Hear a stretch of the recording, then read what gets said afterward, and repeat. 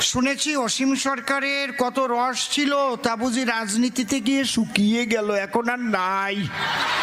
ওই রকম না, অন্তরে করুন ধারণা, বান্দর বুড়ো হয়ে গেলেও গাছে ওঠা স্বভাব যায় না, অত সোজা না। কি ভেবেছেন আমার কি রস শুকিয়ে গেছে নাকি?